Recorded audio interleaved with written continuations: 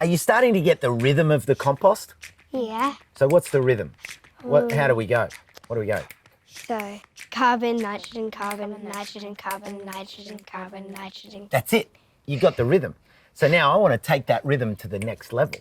There's a way that you can shred paper with rhythm, okay? And it makes it fun, but it is actually technically really good because the way you do it actually aerates, it creates air because it goes down in layers. So what you have to do is think narrow strips, right? So you go that way with the paper, not that way, okay?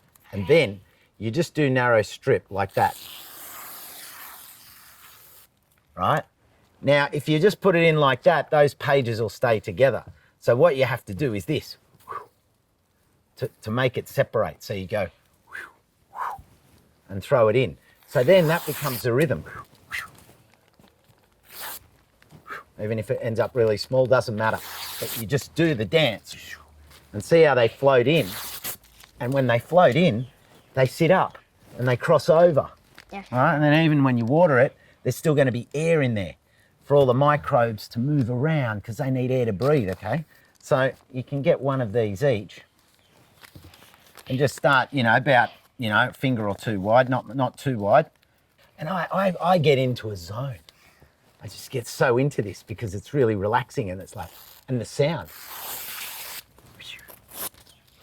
There you go, Tom. The key is pull straight down the paper, not across, because that way, so make sure you pull straight down, okay? So pull straight down, not across. Here, throw it in.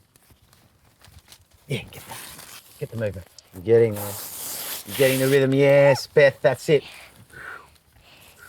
And then you almost end up just like this.